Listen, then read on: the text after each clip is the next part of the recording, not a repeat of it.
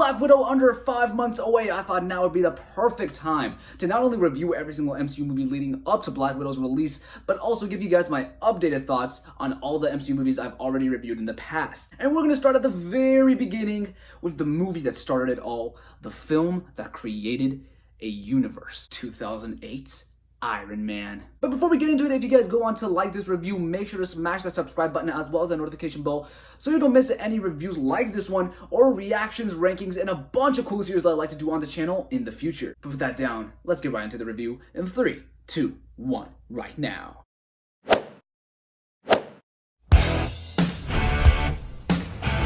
Directed by Jon Favreau, Iron Man stars Robert Downey Jr., Jeff Bridges, Gwyneth Paltrow, and Terrence Howard, and follows the story of a billionaire playboy who, once realizing that his weapons are being used for mass destruction, decides to make a change. And we're going to jump right into it with the good. First of all, you cannot deny Robert Downey Jr. and his excellence in this role. He is Tony Stark. There is no pretending, there is no acting, there is just being. He is this character. You completely buy him as this character, and he's really the glue that kind of holds this movie together. Without his performance, without his talent, you just wouldn't really have this movie be as good as it really is. He is the reason this movie is so unbelievably good and so timeless. It's so rewatchable. You can watch this movie a lot of times and never get bored of it. And that's another thing really good about this film. It doesn't have the weight of the world on its shoulders. This is a movie, keep this in mind, this is a movie that 11 years down the line will lead to this. But it doesn't feel like it. It does not feel like it. It doesn't have any weight on its shoulders. It just wants to be a standalone movie showing the origin of this character. I also think Jeff Bridges does a wonderful job in this movie. His character, you buy him as the father figure and you also buy him as this evil villain. It's kind of hard to play both sides, but he does it. And you can always see there's always a hint towards the beginning that he is this very evil character. And the way it's just acted out, you can see that hint, but you can't ignore it. And it's there, but you just want to believe he's this good guy. And you do. It is all because of his performance. Jeff Bridges, amazing actor, and I'm really glad they got him to do this movie because the Obadiah Stane character wouldn't have really worked without his performance. The whole box of scraps! That line is amazing. Come on, he did a great job with that. And I believe this is how you pronounce his name. I believe his name is Faran Tahir. I believe that's how you pronounce it. But this guy, I believe he was the leader of the Ten Rings. I'm not sure who his character is really. I don't even know his name, actually. But this guy, he has a certain intimidation around him. His presence on the screen is riveting, and every time there's a scene between him and Tony, whoever, oh my god, I was eating it up. That was awesome. His presence, it's just his presence, man.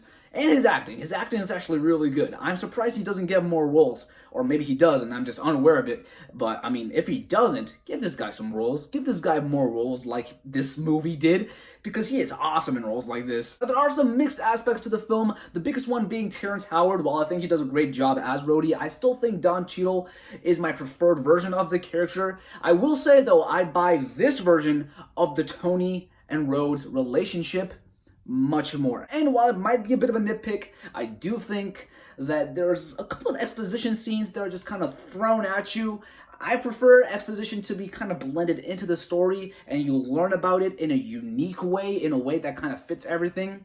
But exposition, especially towards the beginning, is just kind of just punches you. It's just, you just suddenly feel it. And I'm like, whoa, that hit me hard. So the exposition stuff, I feel like they could have toned that down a bit. I know there's people who kind of need the exposition scenes. Even if I don't, I still think there's a better way to do exposition than the way this movie kind of did. And that kind of leads me into my negatives. The final battle just doesn't feel earned. There's not enough payoff in the final battle. And part of that is due to the fact that there's not enough motivation behind Obadiah Stane. Going back to the exposition thing, you learn about this character. You're like, okay, he was friends with Howard. Now he's friends with Tony. Tony's the new leader of the company and stuff. And then he goes from really good person to just kind of bad.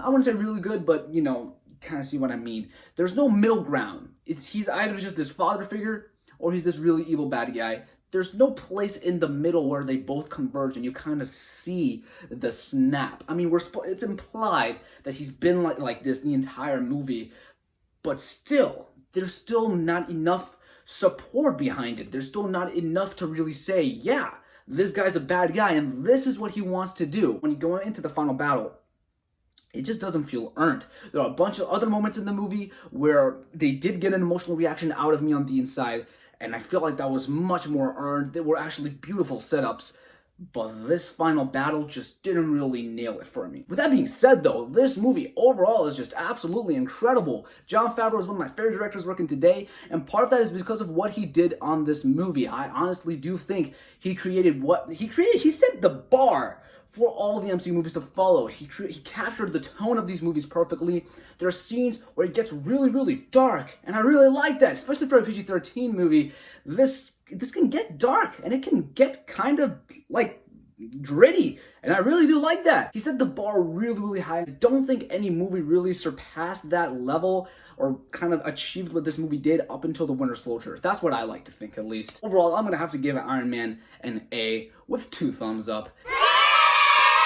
If you guys haven't seen any MCU movies, which I'm pretty sure all my viewers have, but if you haven't, go check this movie out. It's freaking amazing. If you have, though, going back to this is going to be a pleasant surprise. Just whatever you do, go watch this movie, because you're going to have a really fun time and you're going to be very much entertained. And that's going to do it for this video, guys. Thank you so much for watching. I really do hope you guys enjoyed. If you did, make sure to click that like and subscribe button, as well as that notification bell, so you don't miss any reviews like this one, or reactions, rankings, and a bunch of cool series that I like to do on the channel in the future. And make sure to comment down below what are your thoughts on the movie. I would love to hear them. We're going to have different opinions. We're going to disagree. That is fine. Comment down below what you thought. I would love to hear your thoughts. And if you enjoyed this review, you'll probably enjoy some of my other reviews. Click that playlist right up top to check those out. Check out that random video while you're at it. Click the subscribe button. Should be somewhere over here. And I will see you in the next one. Until then, have a great rest of your day and stay positive.